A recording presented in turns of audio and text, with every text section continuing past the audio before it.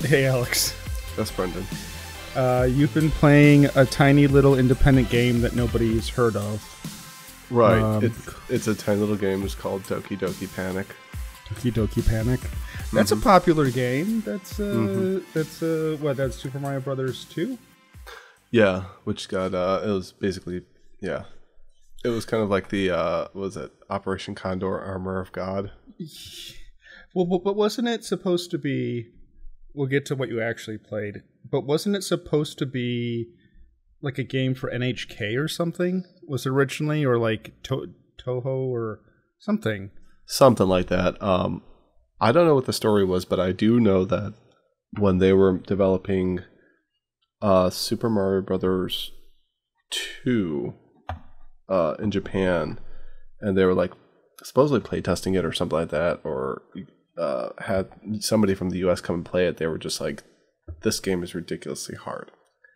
And they're like, well, I don't know if it was going to work out for the US. So I guess they were, from my understanding, they were time crunched to try to release something different and redo it.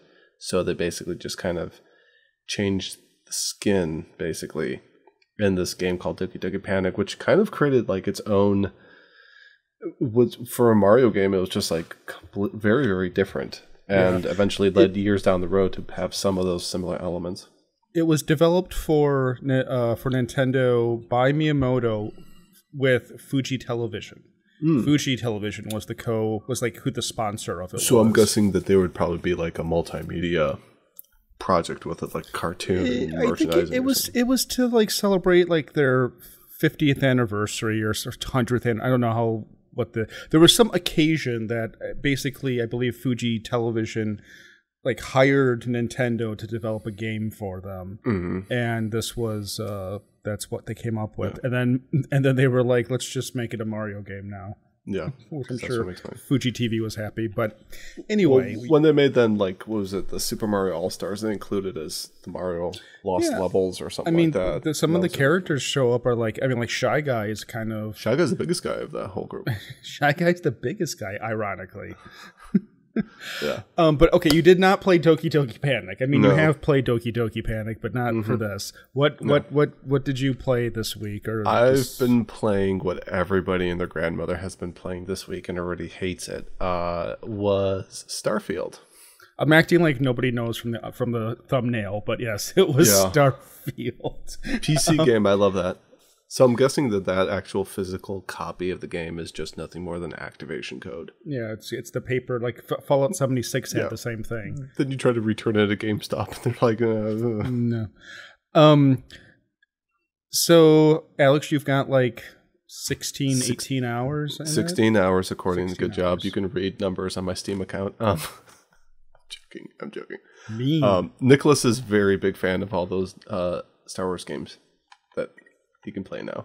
Oh, and Jedi Academy is also fun. It's he was playing that. He was actually playing that on Monday. I almost revoked access, and then I was like, no, there's no reason for me to revoke access. So since you gave me access to yours, does that reciprocate automatically to you? No, but that's okay. Oh, I don't need your games. I have plenty of my games. Would you like to play Starfield? I don't know. I wonder if you can share Starfield. I don't know. It's not worth it. I've got a million other things to play, but I'm glad that Nicholas is having a good time with those Star Wars games and enjoying not early PC, but like 2000s. It's a good way to start off. I mean, you don't really want to do too much of the 90s because they might get frustrated, but not too recent, so they can kind of appreciate. Well, that's more really of the easy. Simplistic mechanics of just fun adventure games. And turning on God mode is pretty easy in those games too, so they can just go. That's how I play it. Codes, like any cheat codes themselves are just not even existent anymore. Like they don't even offer a lot of that stuff as some DLC add-on. They went the way of demos. Remember demos in magazines, or just like even not downloadable. Like it's the reason as Xbox 360, you could download demos. Play a level, play like a little bit of like a couple of rounds of a beta matches. Yeah, like even now we have betas, I guess, is technically what people do. I did that with the latest Battlefield, and I was just like, No, I'm not. I'm passing this one, and it's a good thing I did. But I would want like single player, as in one level of like the Teenage Mutant Ninja Turtles game that came out recently. Like a side-scrolling beat 'em up, or it's like you should be able to play one level of that and decide if you want to buy the whole game. I remember the era of where, like, when I was 14, 13, just playing the same level over and over and over again. Which he does that with Super Mario or Donkey Kong Country. Gotcha. But yeah, so I went ahead and got the the special edition, whatever the version was that you get, like, the future DLC and stuff like that. And the biggest thing was to try to get the early access for, like, to be able to start playing it on August 31st, I think it was. And I did the whole preload and stuff like that. And it was the first time I've ever done this, so it was kind of like, we'll see how this goes, And I downloaded like 80 gigs, and then I had to unpack it, and it took like practically an hour, and it came up to be like 113 gigs or whatever on my hard drive. But suffice to say, the other day, I think I was like on Monday or something, I was talking to you, I was just like, yeah, I've gone ahead and installed Yakuza 6. That was the first sign of concern, was that, I think, was that Monday? Labor Day? That was Monday. Monday night, we were like, I'm installing Yakuza, and I had to go back and look and see which one you had just beaten, because Alex had previously been saying how he had to make his way through the Yakuza games prior to Starfield coming out, since he was only going to be playing Starfield for the duration till the end of the year. Until the end of the year. And, 4 days after access, he was installing another game, which was a little concerning. But well, until Christmas, because then I'd have to wait until, like, Santa comes and brings me one of those glorious NVIDIA, like, RTX 50 series cards, which is kind of what you need to have at this point in order to play this game at max settings, max resolution, max anything. Yeah, but you don't and have steady max frame rate. It out. Well, in this day and age, I think that the consumer kind of expects that to be available for them depending upon what resolution they're playing at. And you have a lot of people that are having issues trying to run barely like 60 frames a minute, or 60 frames a second. I know where you're going. 60 frames like on high settings, or even like, ultra or even high, and not having to be worrying about that when they have something that's like a RTX like 4060 or something like that. It's well, if they're playing it at 4K, issues. This isn't anything new. That if you're playing a game at 4K, you can't get high. Right. If you've ever watched Linus Tech Tips benchmarks, 4K is still ultra demanding. Yeah, and I don't think anyone's getting 60 frames per second at ultra settings. Right, but if you have a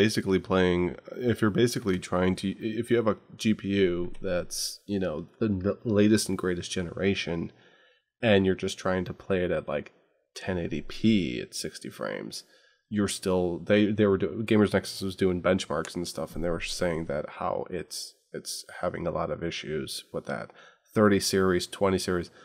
The 1060 and the 1080 are pretty much like, you need to upgrade at this point. It's been a great like 6 years with those cards, but yeah, you pretty much, and a lot of people with the latest generations, they were always getting kind of concerned about, like, how much VRAM do I need?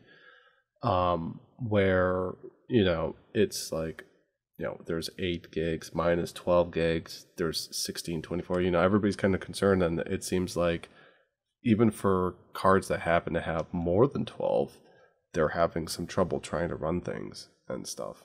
So why don't you show, what are we looking at here? I'm showing you the system requirements. Yeah, system requirements for so recommended. Well, okay, so you're running a 3090? 3060. 3060. With 12 gigs of VRAM. Okay, and a AMD or Ryzen 5 5600, and I've got 32 gigs of RAM. Okay, so you're totally well above the recommended requirements. Right. So what are you getting? Unfortunately, they don't say really here what the recommended requirements are to get what type of They never say that. Yeah, I know, unfortunately. Yeah, what are you talking about? This is recommended to me as medium settings. Yeah. If they could be able Alex, to... you just played Cyberpunk. You just went through the down. I know, but did you see what Cyberpunk looked like compared to this? You think that Cyberpunk looked better? Oh. Yeah. I honestly, sadly I do. I mean, I think it's also... I think the biggest issue with that has to do with the particular engine that's running the game. Well, and also Bethesda, as you pointed out this weekend, is in bed with AMD on this stuff. Right. So Bethesda is not using, as far as I can tell, the best rendering hardware to be optimized for. Even for, as a lot of people know, if they've played Bethesda games before, when you get into a Bethesda game, and it didn't happen with this one, which is kind of weird, but when you try to play like the more recent ones like Skyrim and Fallout 4, when you start the game or run it from whatever your launcher is, it always has this window pop up that kind of gives you graphics settings before you even get into the game. This one does not give you that option, and I don't really know what the purpose of that is. It might have something to do with the fact that maybe it has to do with it being Creation Engine 2.0 as it's vaunted to be, as opposed to Fallout 4 and Skyrim being on the basically Creation Engine 1.0. So I found it kind of weird. Also, when you get into the graphic settings with those two previous titles, this one basically just says, what level do you want? Do you want medium on this? Do you want high? Do you want low? It doesn't really give you the fine-tuning options for different types of graphic settings. There's no DLSS with us because it's an AMD type of deal they have, where they have like AMD's type of equivalent. But wasn't Cyberpunk also kind of an AMD thing? It was. So, but they have DLSS. So this is all just limitations on Bethesda being... I think Bethesda possibly being more attuned to AMD's graphic cards, or having some sort of promotional, or kind of like, you know, the whole thing where it's like, oh, plays better on AMD, or whatever the thing it is. And two, I think it also is a big issue with the fact that the engine that they're running this stuff off of really needs to finally be put to pasture. You have to take this out behind the shed and shoot it in the head. I understand that for studios and publishers, which Bethesda and ZeniMax and Microsoft are all one and the same at the point, since Microsoft purchased, ZeniMax. They have that Microsoft money, and if they wanted to, they can be able to go and develop a real engine from scratch. This thing, quite honestly, whatever you want to call it, Creation Engine 2.0 or Creation Engine 1.0 or whatever, it's still built upon the skeletal framework of the old Gamebryo engine that was running something like, it goes all the way back to Elder Scrolls 3. And you can really tell with the way a lot of the movement is of the characters, the physics of various things in the game and stuff like that. And it's been evolved and built upon and whatever you want to call it. But the bare bones of it still is this thing that it really can't work nowadays. And possibly if it can, they need to be able to go and optimize a lot of this stuff. A lot of types of updates for drivers and things like that for this engine, which I also noticed. Another thing is that since it's like with AMD's graphics cards, many times and you've probably done this before with your graphics card, like your what do you call it, GeForce Experience. A lot of people will, whenever there's a big huge game coming out, they're like, oh, it's day one driver ready. They always put out some sort of new updates for your drivers for your NVIDIA card. I can only speak for NVIDIA. But they will always do that and be like, it's like, this got the big game coming out. Let's get the new driver set up and stuff like that. There was nothing like that for this. The only thing that they have still out there, as far as I can tell when I checked today, was still for the upcoming Phantom Liberty. Or I think it's called Phantom. Whatever the expansion pack is going to be for whatchamacallit, Cyberpunk. So I feel like it needs... Sounds like a Metal Gear game, Phantom Liberty. I think, I'm pretty sure that's what the name is. Yeah. I think so. But it's, that's like a 70 gig DLC expansion, and like... Okay, well, but that's its own whole thing. One interesting thing here is Starfield's missing NVIDIA DLSS support has been added by a free mod. DLSS 3 support is hidden behind a Patreon subscription by whoever this modder is, and then I guess there's something going on with how you have to like crack DMR to get to install this or something. It says Patreon using cracks to get around controversial DRM protection. And it says right there, game's official support for AMD's FSR2 upscaling. Yeah, and then furthermore, there's a quote, NVIDIA graphics card, Starfield, what was the quote I was at? If they want to do DLSS, they have AMD's full support, said AMD gaming chief Frank Azor.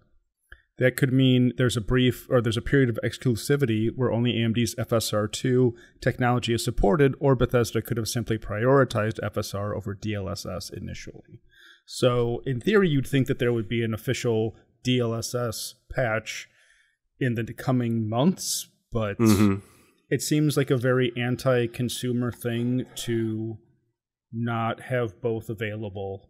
Yeah, because it kind of ends up it kind of makes people, the consumer, us gamers, we get to call us gamers. Us gamers. Us gamers, with empty bottomless pockets. You've played stuff too, or you've played stuff too. Yeah. I have to get my left and right here right. I've played not very much recently, but go on. It kind of makes people. It kind of strong arms them into purchasing one brand of card over the other. It's a new console especially if they're war. an impossible. Yeah, it's exactly how it is. The console wars, really, PlayStation and Xbox really are relevant because don't forget about Sega and NES. Those were also that was well, you can't really do that now because Nintendo's kind of Nintendo is a console also, and software. They're kind of a software and console company first. They're kind of like this weird dual hybrid thing. But really the other two are just like, nobody really cares, about your things. The real console war, I guess, fanboy shit is here on PC Universe, where you have, Intel versus AMD for processor. You have NVIDIA versus AMD for graphics card. Intel has graphics card also, and apparently they can't even run this game, supposedly, which kind of stinks because actually after a lot of driver updates for their ARC cards are pretty decent and stuff. But hey, you have a game here that's running on a duct tape and bubble gummed type of gaming engine. It's super old, and you have brand new types of cards that were created by Intel within the past year and a half, I think. We'll just say year. And supposedly this game has been developed meant for whatever story they want to give you, and they can't even like launch it or something, supposedly the case might be. It's just kind of a weird thing where it's like they just need to invest the money into fixing this thing on their own accord, in my opinion, because when Cyberpunk is kind of improved upon and stuff, because they eventually got like a lot of ray tracing and some DLSS stuff with it. It's doable. It's just that how committed are they to possibly trying to do this to make people happy and not hit the refund button, because it's already past. It's my window is already done. You've gotten 16 hours of entertainment out of it, so yeah. Well, now that that's kind of that backstory exposition's kind of out of the way, let's talk about some other stuff. And I actually have like a whole list of stuff. Oh my god. Yeah. This might just be its own episode then. I'm not sure we'll see. gay Ukrainians fit into fit What'll into lead into this? the Starfield episode. Well, we haven't got to the pronoun part of the Starfield, so there might be some gay God, sports. here we go. I know. My first point, bullet point number 1, is that this is kind of a way of, in a sense, defending Bethesda by not defending them really. And it's basically that Starfield is a Bethesda game. What really have we been expecting for them to do anything different? We got Skyrim. We know what Skyrim's like. We got Fallout. We know what Fallout's like.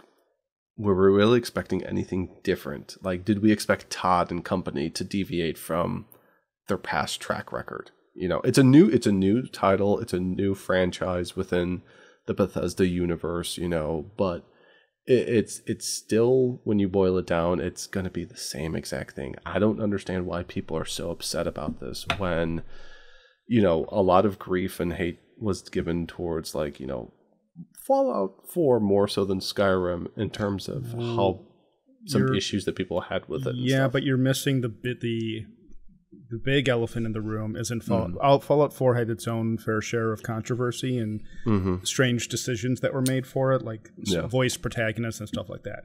Fallout 76 is the bigger elephant because that was a much more pronounced, obvious disaster for them. Right. Where you would have hoped that it would have led to more soul searching as the development of Starfield continued.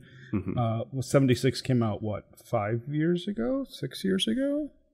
Fallout 4? Fallout 76. Oh, 76. It came out in 2018, so 5 years ago. Yeah. Wow. 2018 doesn't sound that long ago. I think 2018 was the last time I was happy. Yeah. Incidentally. But okay, so yes, Fallout 76, you would have thought that they would have done something. Well, you would.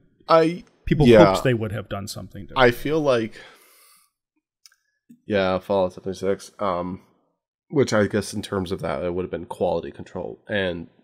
But at the same time, it's like, let's be serious. Like, AAA studios do not care about quality control anymore because they end up having a shit fit, as they recently did regarding Larian Studios and Baldur's Gate 3, where you have people in the industry saying, you can't expect us to do this all the time. And it's like, yes, you can, because we once had that with the Nintendo seal of quality on their games. I remember... Such an old man. Well, I remember, like, I did... Oh, you want to hear something? This is very timely. Let me tell you something. I did play test. I did multiplayer I'll say it now because the company did, quite frankly, 48 Hours, a company that exists more. Volition Games, based here in Champaign. Yes. They were working on the multiplayer segment for one of the Homefront games, I think it was. Oh, yes. Homefront. The classic Homefront series. Classic, you know, it's right up there with, you know, like Quake and Halo, you know, and GoldenEye. I did play testing for them for the multiplayer portion of one of the Homefront games, which they were working on that, as opposed to another portion that was done by the main campaign by another studio.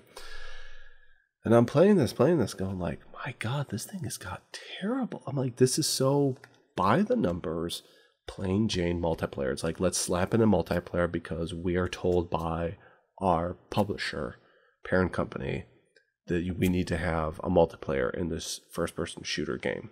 And it's like, this was like 2014 or something like that. So this is like way before 2018 and the Fallout 76 debacle.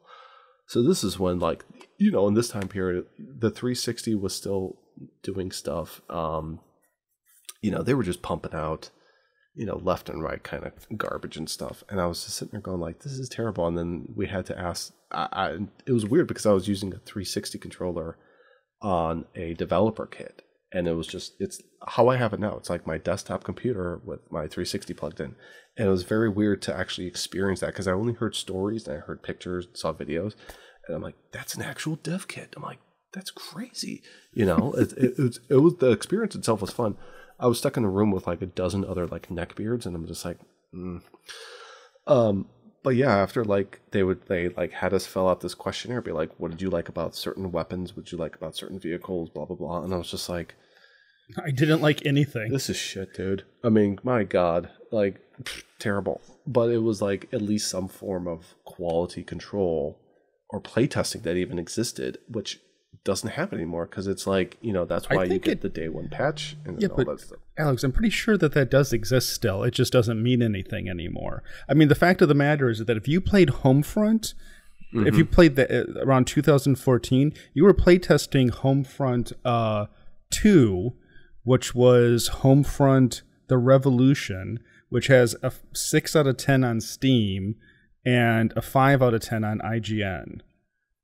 And they didn't listen to my comments. Well, that's the thing, is that they also were just kind of like, we don't want to make a different game. We're just going to keep doing this. We have shareholders, and that's kind of the problem. Like this, like they were like Bethesda. I mean, unfortunately, since they're under the guise now of Microsoft, they kind of have a time frame that they have to do stuff. So, I mean, if this was Ubisoft, we know what kind of Assassin's Creed game we'd be getting.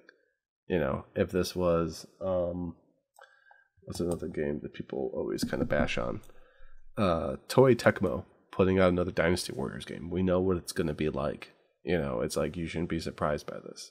And those are some of those games people completely dislike, like especially like the Dynasty Warriors franchise, and people always crap on it, but it's sold like hotcakes. And now those people are unemployed. Well, one more than the other. She married up, so whatever. My next point is that so because of this, a lot of people have suddenly become very turned off by this and saying it's a terrible game, and they're saying, oh, if you want to play a much better space adventure simulator, you should go and play No Man's Sky, or you should go and play Elite Dangerous, or you should go and play Outer Worlds, or pay your $500 and get your Star Citizen ship and stuff. No Man's Sky took 6 years to become what it is now.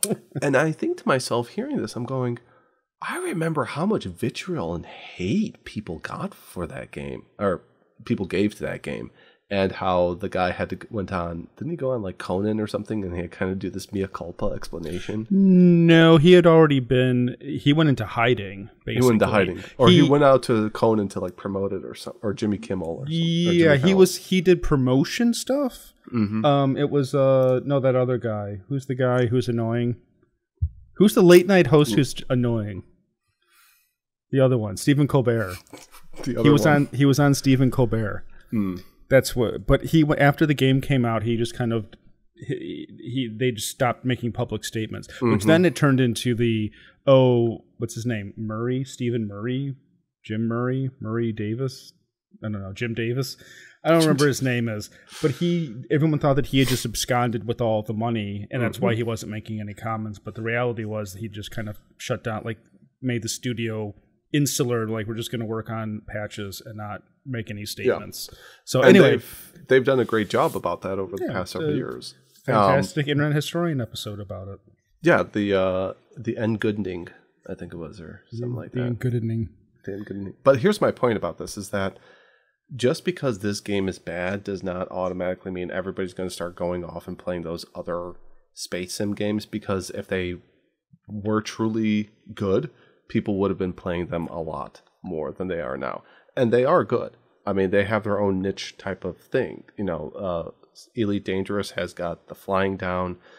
No Man's Sky has got the space exploration and resource management. Let's see. They don't have stories, though. Outer Worlds has the storyline. Oh, Outer Worlds does. Yeah. Storyline, first-person shooting. Star Citizen's got its offshore account in the Bahamas. But that's my point. It's like if these games were like as great as they were making them sound within the past couple of days, it's like, then why weren't people playing these games for the past 5 years? Yeah, Outer Worlds wasn't a huge hit. I loved Outer Worlds. It was pretty much what I wanted it to be. I remember people were so hyped about it because they're like, oh, Obsidian's coming out with like a game. It's going to be like the spiritual successor to Fallout New Vegas, and they came out and they're like, bleh, and now they're saying all of a sudden it's like, oh, you should go and play that game because it's so much better. It's like, who are you crapping? And they're just coming out with you a sequel crapping? to this. Well, yeah, I mean, it's like, don't piss in my shoe and tell me it's raining.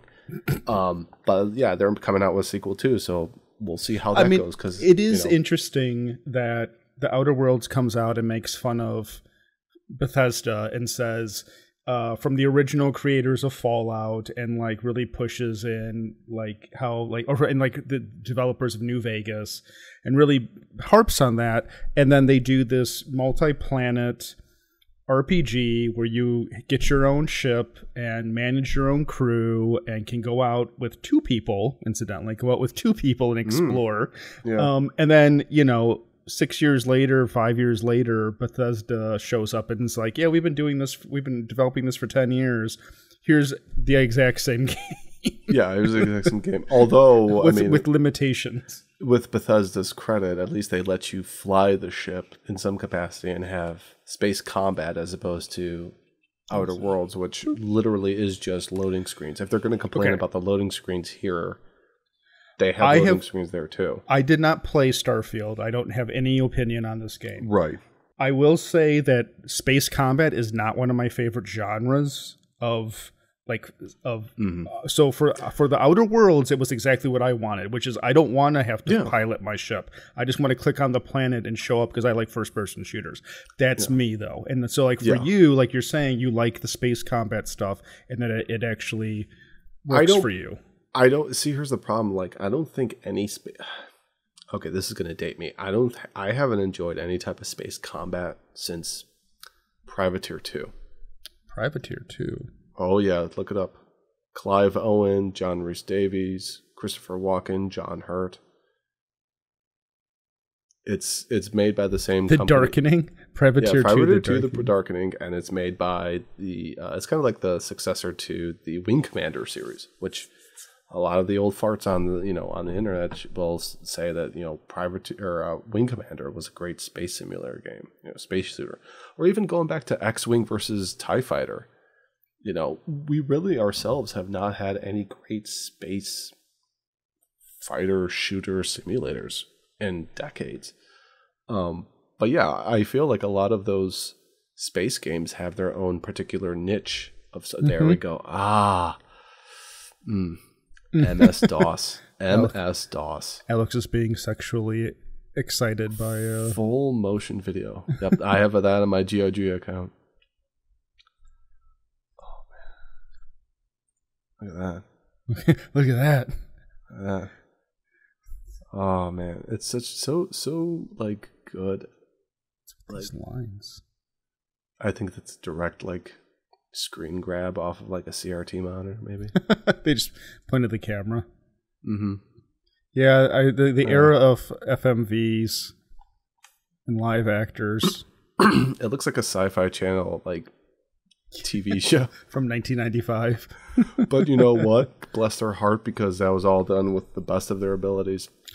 But anyway, so yes. So Alex, I think we've only made our way through one of your points, and it's that was my second point. Oh, okay. How many points are there? There's 15. Alex, we have. Hey, we're trying to jump on the Starfield. I understand, but it's 9:40. I'm moving. This can't be longer than a normal episode. I'm going. Okay, we talked about the graphics and stuff like that they need to optimize. Hopefully, get in contact. Come on, call in video. I didn't think that it looked that bad. People will tell you one thing. They were saying, "Oh, it looks too much." Whatever. All right. Okay, go on. Go ahead. I want to interrupt you. Number four. Load times. Honestly, here's what I liked: the load times transitioning from one to another, which people hate the fact that it's got just an instant load instead of getting in my ship and I got to do this, and they're going to complain about that. They instant will eventually load is if what they my got girlfriend that. If they got calls that, me. they will complain about that. The load times are great. You really do need to have an SSD, which I think everybody at this point has, but they're lightning quick, considering this is the brand new game. Remember Fallout 4? Yeah, Fallout 4. I don't even have a chance to read the little, the little vignettes that they have there and stuff. Wait, what?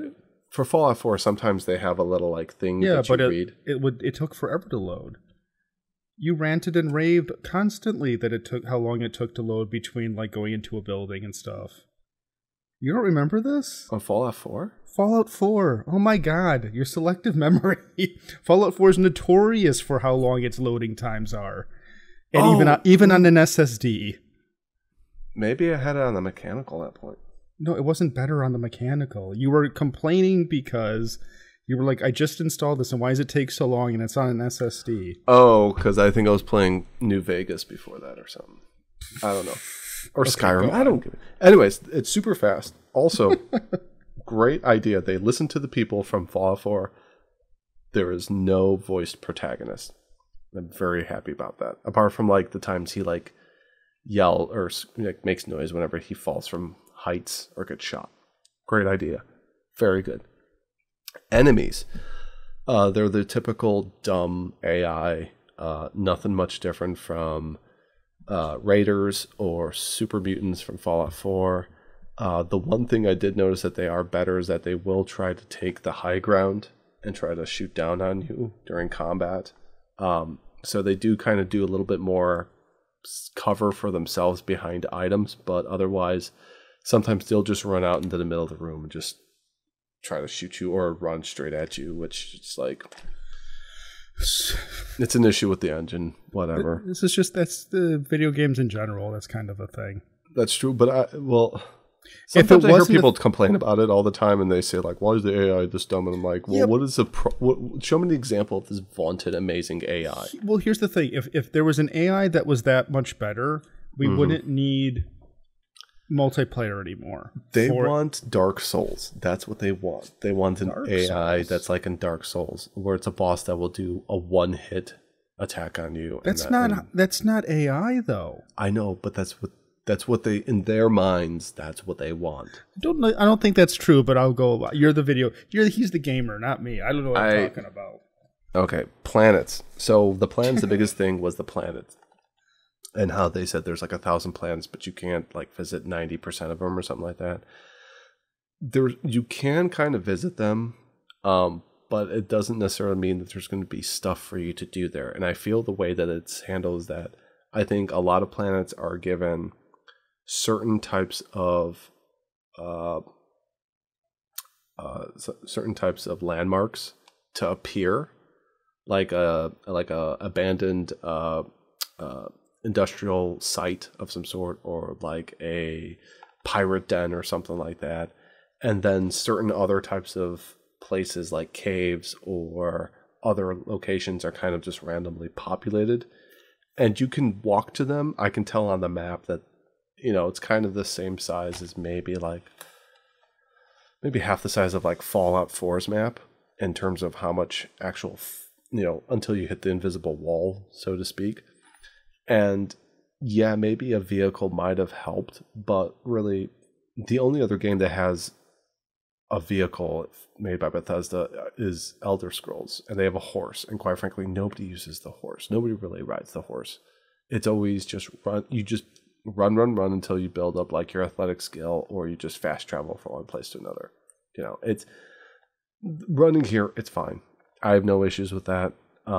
Scanning stuff, things like that. It's very similar to like, No Man's Sky. Shipbuilding.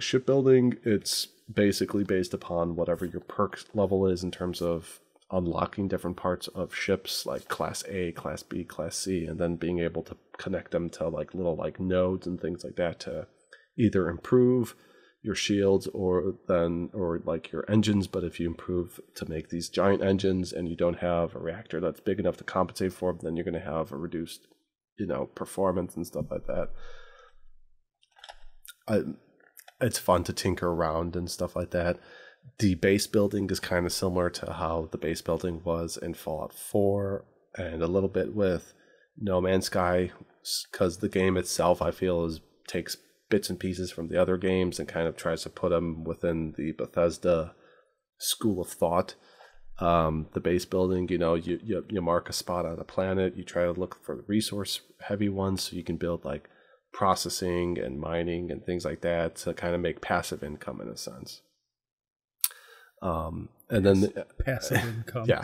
And then sometimes you might have companions that'll live there, or you'll have pirates that or spacers as they're called, try to get in there and try to steal stuff. And, it's kind of similar. They're still kind of they tried to improve the base building from Fallout 4, which I did it like once or twice, whatever.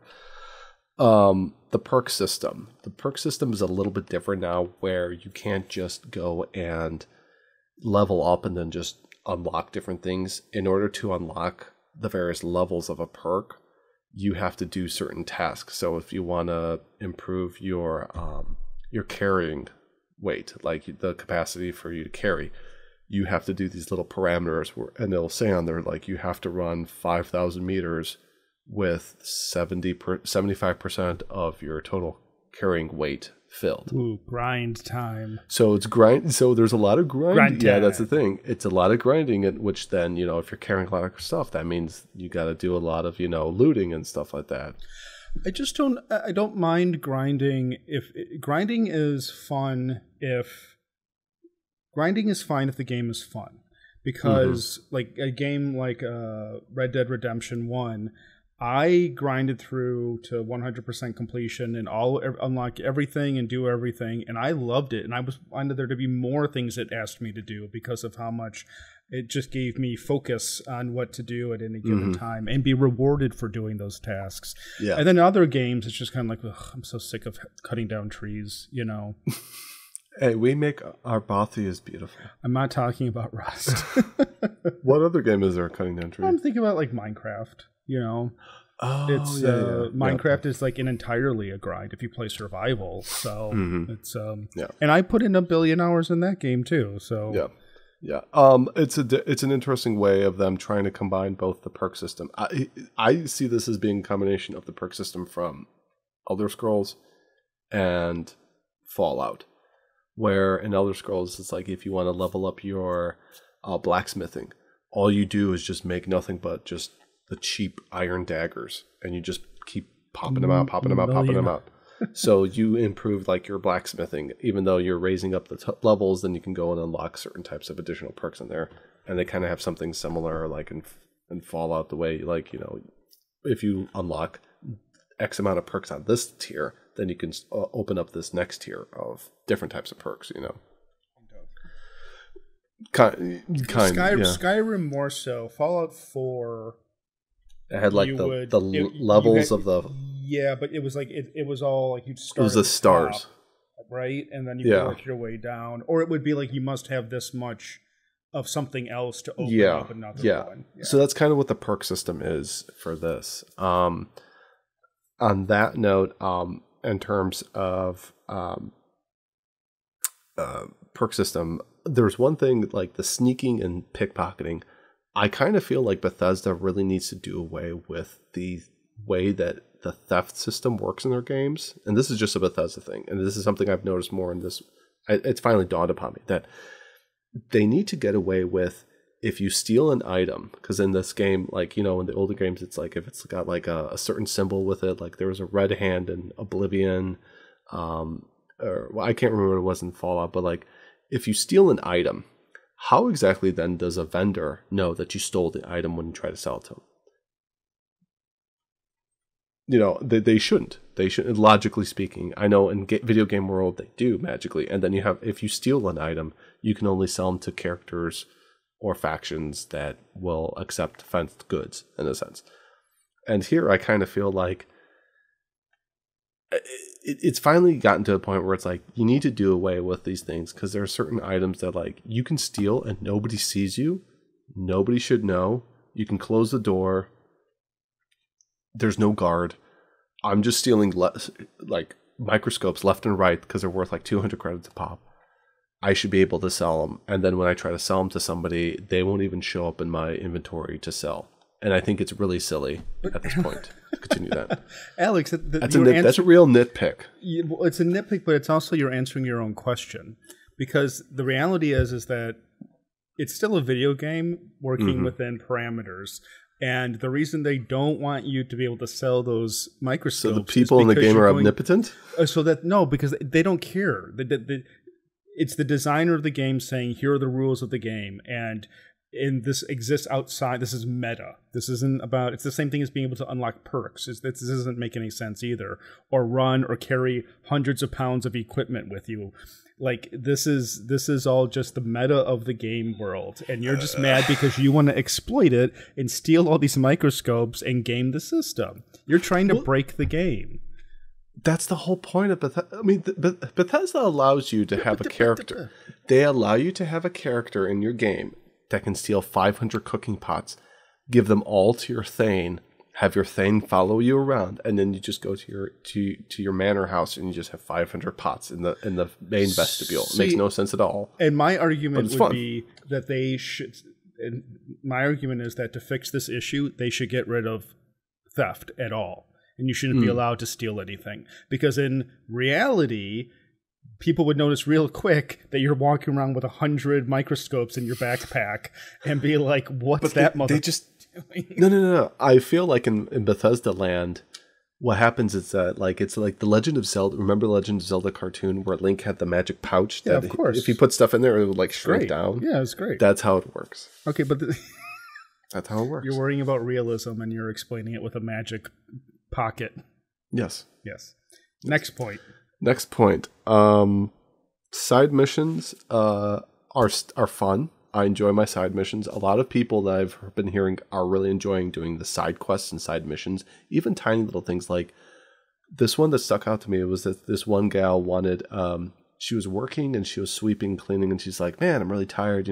My boyfriend and I are going to leave, this new Atlantis, and we're going to go someplace." It's like, I could really use like a cappuccino. And she's like, "Hey, if you get a chance, can you give me a cappuccino?" I'm like, "Yeah, I'll get you a cappuccino." So I went, bought her a cappuccino, came back, and she thanked me for cappuccino. I got XP and a little bit of money from her. I'm like, that's kind of like a nice little thing. Her a cappuccino.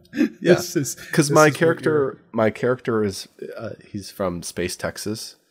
And he's a long haul driver. He's kind of like a truck driver kind of guy.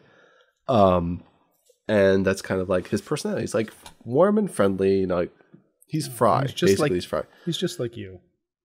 But that being said, the main quest line is, you could tell the main quest line is going to just be the very standard, go down the hallway. We got the blinders on. You're the chosen one. So he's the chosen one. From what I saw from El Chessbreach's playthrough, like the first 2 hours, I was thinking, can't we just have someone who's normal? Just have a normal guy. He's the Dragonborn. What is he called? Starborn or something? I think Dragon voice. Dragonborn was in Skyrim, but I think this one's called like Starborn or something. Seriously? It's something like that. Whoa. I was watching a bunch of... Whoa. I was watching... What was it? Who was I watching? King Athalion and Co-Carnage. And, Shroud was doing some stuff. There's something to do with looping. New Game Plus and looping. And, so I think that's kind of the problem, that Bethesda is just very... That's another thing. They're stuck in their ways with the main quest line, which really isn't that long, and it's not really that great. Thankfully, there's everything around it, which is what I love. That's what it's always been like. I mean, I start the main quest at level 45. Well, that's why I like Fallout. Like the T1000. That's why I like Fallout over like Skyrim, because Skyrim does this stupid leveling thing where you can be, if you level up to level 100 and then go back to the main quest, it scales with you, which is stupid. Like, that's not... I don't think that that's a very fun way of playing. Fallout, in my experience, 3, New Vegas, and Fallout 4, all, like, if you grind your way to a high level and then go back to the main quest, everyone's just like, whoa, you're really strong. And it's like my persuasion's maxed out, my strength, my accuracy, my adeptness with rifles, carrying capacity. Yeah, I'm just like you said, it's like the T1000 shows up and it's like, okay, it's like the options of like intimidate, persuade, or like murder are all like completely available. I do have to say the persuasion that they've done here, the speech checks, they've kind of improved on them, showing you how many, like basically you have to hit like 4 points to do the speech check, and they'll show you like what your answer is, what probability of adding or subtracting. So they went back to Fallout 3. Yeah, kind of Fallout 3, and in New Vegas, because basically. What was it? Oblivion just had terrible wave. They had this weird dial thing, and it just didn't make any sense. The lock picking also is a little bit different, where you can kind of go through, and it's kind of like several puzzles within a puzzle with the digilocks. That's kind of fun. Once you get a handle of it, it kind of makes you think a little bit about how certain things need to go in a certain spot, and thinking like a step ahead before you kind of make a decision of that. Also, voice acting. That's another point I want to make here. I think I'm at number 13, so we're chugging ahead. The voice acting this time around, compared to previous games, especially Oblivion, is much, much improved. I don't think I've come across anybody so far that sounded to be the same character, maybe Identical. a little bit similar. Yeah, maybe a little bit similar. Maybe they tweak, because basically all you have to do is take 24 people, have them write a bunch of lines, and then when you start doing the mixing and post-production, you just kind of tweak those voices a little bit, and then you can kind of have a couple of hundred people out of those numbers. That's all you got to really do and stuff. And so far, I like them. They're enjoyable. I think that they finally got the idea that it's smarter to have more than 6 people do your entire game for voice acting. Fallout 4 wasn't too bad. Fallout 4 was an improvement. Skyrim, everybody sounded like a Norwegian with like sinus infection. We're all Nordic. We're all Nordic. It's Verda Nord. Even the Imperials kind of sounded kind of weird like that. But Oblivion's just, it's endearing at this point, But at the time, it's like everybody's, apart from Patrick Stewart, who basically read his lines while sitting on the toilet. Everybody sounded the same. He immediately got killed anyway. Yeah, I was just like, oh, Patrick Stewart's in it. It was like 3 minutes later, he's dead. Yeah. Items, weapons, and gear. I'm enjoying swiping people's stuff. I didn't realize you were such a pickpocket in these games. Well, it's weird because the game decides if something would be considered to be stolen, or if it's just, you could just pick it up.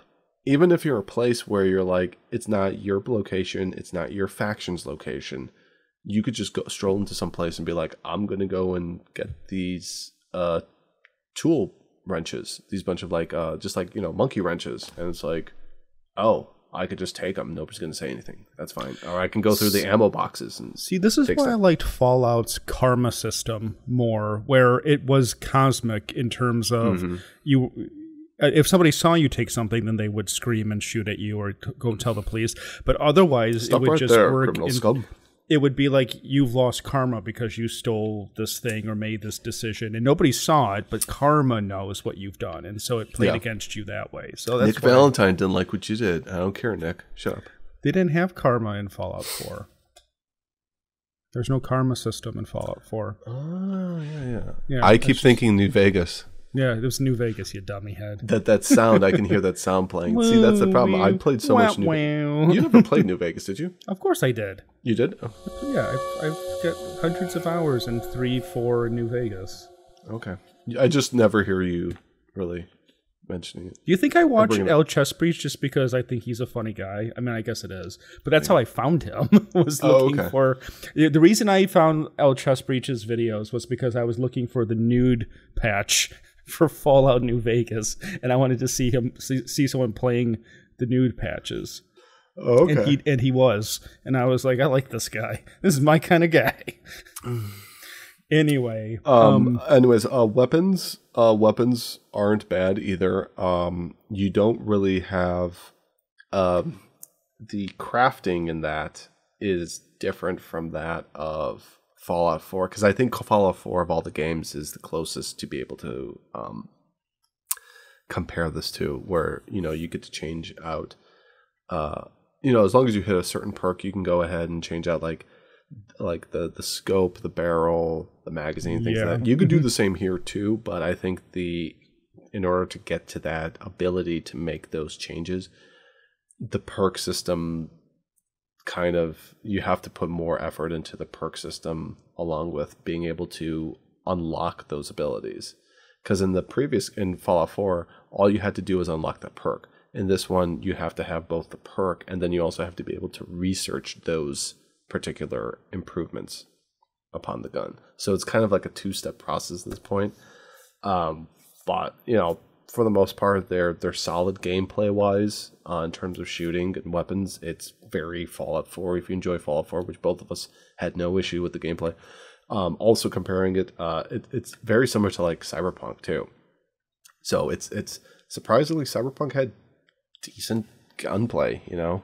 This one does also.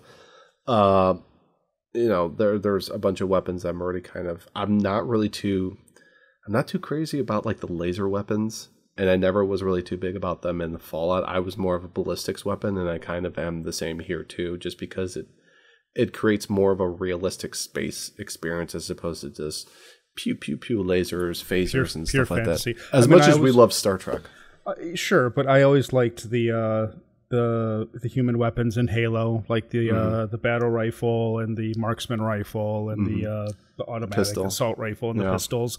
And with Fallout, the same thing as they had plasma and energy weapons and then standard ballistic, as you said. And I always defaulted. And it was one of those things where, the laser weapon might be stronger against robots. Mm-hmm. I need to up my ballistics ability. Right. Well, quite frankly, but that's a trade-off. It's like if you put so much into laser weapons, and you said it's mostly effective it's very effective against robots. How often did you fight the robots compared to like raiders and humans and super mutants? And that's kind of the thing. Also, just the gear, spacesuits and helmets. It's different from other games where, you used to have individual parts like legs, chest, like a helmet, arms and stuff. The suits are basically just a full one piece apart from the helmet. And you can wear them, certain ones have better abilities than others. Their stats for, this one will protect you more from damage. But then when it comes to environmental protection, it could probably be like garbage, so you kind of have to pick and choose and stuff like that. And basically then character creation is the good old standard Bethesda, make whatever person you want to look like. El Chest Breach was a great version of that because I was able to catch that earlier. Can you pick your penis in this game? There is no penis selection, but there is pronouns. That's a trade-off. Fair enough. I don't think in any of the conversations I've had, nobody really says. Frankly, if a game in 2023 doesn't allow you to pick your genitalia, then I don't want anything to do with it. Baldur's Gate continues to set that bar. I mean, that's Lyrian Studios is they have become the new Valve, if you would. In terms of high quality gaming experience, much to the chagrin of their industry peers, apparently. So, all right. Well, the big question then, Alex, is after 16. Well, okay. First of all, one thing before we get to your rating.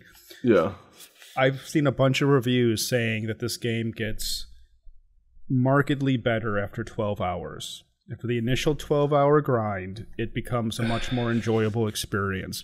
Do you think that's a fair assessment? I think it's fair because growing up and playing games, you growing up playing games too, where games never had like an intro tutorial thing. You read the book to figure out how to do the game. A lot of these games, especially, I hated it with Red Dead 2. Where you had to do a lot of cutscenes, a lot of pre-scripted stuff. Once you're done with all that garbage, you can finally get into doing whatever you want to play. Yes, it does get better after that point. This has the standard Bethesda, do this, do that, go here, do that. It's like, oh, here's your first combat experience. Oh, if you need to heal, you need to do this. Once that's all done and you get to New Atlantis, which is basically like your Diamond City or your Whiterun equivalent, I guess. Once you get to that point and you're kind of meet with this representative from the main faction quest line, you're left to your own devices. You can do whatever you want basically at that point. So yeah, definitely do. I just kind of wish, unfortunately, that a lot of games don't have that stuff anymore, and you're kind of just thrown out. I think Fallout 3 was 3 and New Vegas, I think, were kind of good with that. I mean, Fallout 3's intro, I feel Find your dad.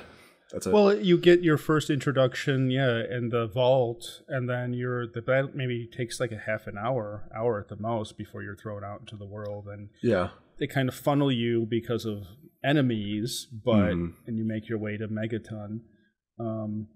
Same thing. New Vegas more so because it's like you just wake up. You're like, pick your stats. Okay, bye. Yeah, it's the same thing though. It's like they want you to stick around town. What Goodwill, Good Farm, Good Springs, and shoot the like Cazadors. Whatever or the mole rats or whatever. The mole rats Rad rats. Rad rats. Rad moles. Anyhow, so okay, big question. How many pots of gold do you give your first 16 hours in Starfield? 16 hours.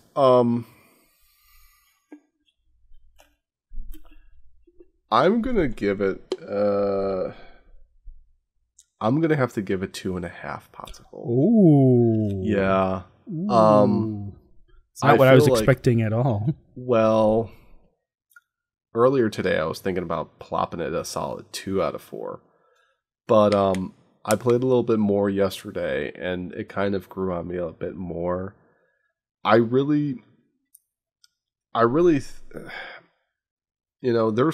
are some gripes about it. There is definitely some performance issues.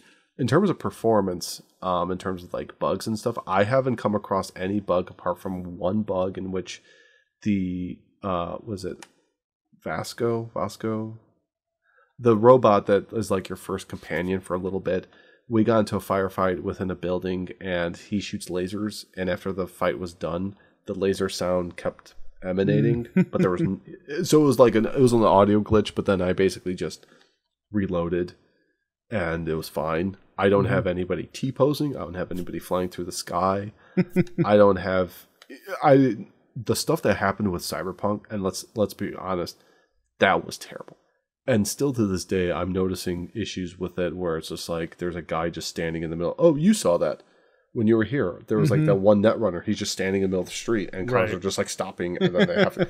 Still to this day, after all those patches, immersion breaking glitches still occur. This is a feature. It's not a bug, but honestly, overall, Bethesda games don't really have massive problems compared to like Cyberpunk, which 76 was a major issue. But 76, that was. I need to look more into that because I feel like somebody else was doing that stuff for him. Because I know, or was it them directly? Because I know Elder Scrolls Online is a different developer. It's their lesser studio.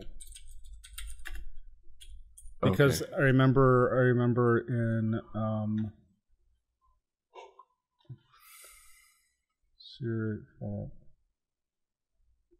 if you do the gameplay or development or something.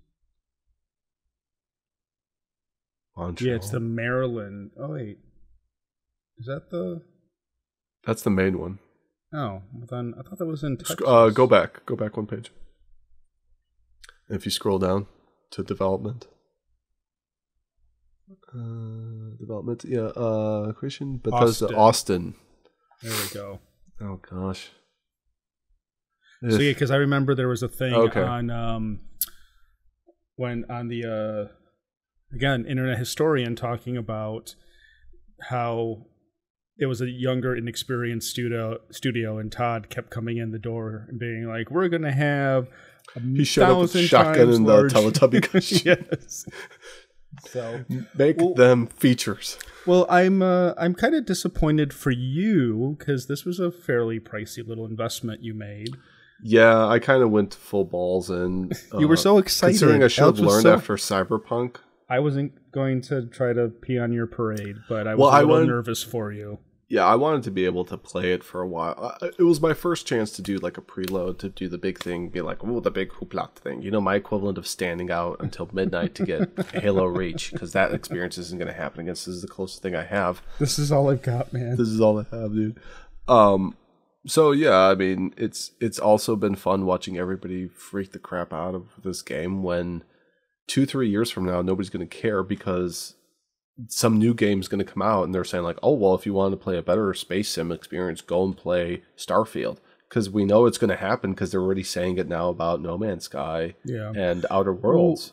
who got panned for years. I was realizing today that the way I approach video games is the way other people approach movies, where I take movies very seriously and have very like specific reactions and critical reactions to them, whether it's just for entertainment or comedy or art films and dramas or whatever. I still have a very I take it seriously. I don't take video games as seriously as that, but I was looking at how people on like 4chan on are bitching about this game, and I was just like, I'm pretty sure this is just supposed to have fun, and you guys are being really mean to this game. Yeah. Because you're being so hypercritical about it. You know, I guess the best, in terms of another space game, I think the best example was comparing this to the initial reaction to this game coming out was to that of No Man's Sky, where a lot of people panned it, but then there was a core set of people that said, if you like this and you're enjoying what it is, then it's a fine game for you. And it's true with that. And we've seen over the years now that, you know, Hello Fine, I think Hello Fine is the name of that? I think so. Sucker Punch does Rust, right? It's not Sucker Punch. It's called something else. Or Face something, whatever. Punch. Face Punch. Yeah. So Hello Fine has been improving the game over the years, where now they've got like new races, they've got new ships. They've just, the amount of stuff in there, almost where it's getting to a point where it's a little too much. And at least with Starfield, at least with Starfield, like it feels like there is a lot of stuff to do, but it's also constrained to a certain point. So it's each of these different games that I mentioned this evening have their own niche audience, and maybe the biggest problem with this is that it's done by AAA studio Bethesda that's got this pedigree, that they have a track record for having certain types of things in their games and having issues with it, and they got purchased by Microsoft, and they should have all the Microsoft money and stuff. You know, I think at this point it's like, let's accept the fact that any game coming out from a AAA studio is going to have these issues from now on. Not every game is going to be, you know, the roly dodgy / demon souls type of game. So, you know, I mean, I'm like I said, like as much as I was like kind of mostly positive about this, I'm still giving it 2.5 pots of gold. So I would suggest to people, definitely wait whenever it's on sale or it's dirt cheap several years down the road and they have the full complete edition out. And a lot of things hopefully at that point should be fixed, especially like some graphics drivers and optimization. Yeah, this is a game that's sort of like, for me, because it took me a couple of years to go to Fallout 4, and to me it's like a $30 game. Like there are games where I'll spend 30, like, okay, Half-Life 3 is about the only game I can think of that I'd spend $70 on for the new right off the bat game. Yeah. But like $50 occasionally, $30 is kind of any kind of more newer game. And then really I only play independent or lower budget games these days. So then it turns into the $15, the $10, the $5 game are my bread and butter that I'm willing to buy. But around those sale time periods and stuff. Sale time periods, like if I give it a couple of years, like a year or two, I think this game will be hover around 30, 35. Next Steam summer sale or something, year and a half from now. Yeah. But I'm curious to see if I can find how much I paid for Fallout 4. If it's in my receipts. Okay, so I bought Fallout 4. I bought on... Don't install the high definition textures, because I heard that's breaking the game. For Fallout 4 or for... Fallout 4. There's like an HD... what is it? Like an HD texture pack that's like 50 gig download, and people saying like it's basically just crashing. Because I saw it today, I was like going through Steam, I'm like, oh, they have a high def, and I was like, oh yeah. Okay, and I heard the same about BioShocks, something about that stuff. So Fallout 4 release date was November 10th, 2015. 1 year later, December 23rd, 2016, I bought it for $20. Yeah, that's $40 off I bought it during the Christmas sale. A year-old game. A year-old game, more than 50% off. Or sorry, almost 50% off. So I'm just saying, it was $21.03 is what I paid for Fallout 4 in December of 2016 during the summer sale. That I'm willing to spend on Starfield. Yeah. And then I can hop on and be like, Alex, this game's great. I don't know what you're talking about. Yeah. Well, like I said, I mean, eventually the game... I mean, once I do more stuff in the game also and I progress, because I've only interacted pretty much with like the United Colonies. Because I think it has something to do with like, even though you have like this limitless galaxy of, procedurally generated planets and stuff like that, there gets to be a point where it's like, there's too much stuff to do and you're never going to be able to do it. Maybe, with open world games, there has to be some sort of limitation at a certain point. And also with the limitation, there needs to be stuff to be able to do within that limited sphere. And that's just kind of me waxing poetically, because as much as people say GTA 5 is fantastic, I was just completely turned off by that game. Yeah, previous outings. Rockstar's kind of lost me, to be completely honest. It just doesn't really... Because really, honestly, after this game... another thing I have to point out, too, is that the hype coming into this game really only came about in the past several months, because there was no, super long time hype. There was, that one announcement trailer, at Gamescom or whatever, some event, a year ago or something, and it was just, that initial video, and then nothing, and then, several months ago, there was, the actual, let's show the gameplay, and they had the whole studio, tour of Bethesda game studio and talking about the stuff. So really, there was not that much, leaks or explanations or anything about this game up until really the past several weeks just before launch. So they kind of did a good job of keeping everything under wraps for the most part. But on the flip side, nobody really had a good idea as to what the game was going to be like and what was going to happen. So, I guess for future purposes, which the only next big hyped game, I suppose, would be GTA 6, whenever that comes out, but I can't think of anything else off the top of my head. Also, it's not like you and I are that deeply entrenched in what's going to be the big upcoming thing. And the reason I was about this is because it's another Bethesda game. It's we like Fallout. Well, it's interesting to see that. So there's 200. I don't know what these numbers really mean because I don't pay attention to this stuff. But there's 232,000 players currently active in that they're basically currently playing the game right now. Right. Mm-hmm. And this is over the past day? Week. Okay, so past week. So we've been up to that's about 268,000 people. So I don't know what that means. It doesn't sound like a lot. All-time peak is 269,000 people 7 hours ago. Number one top selling on Steam. But positive, negative.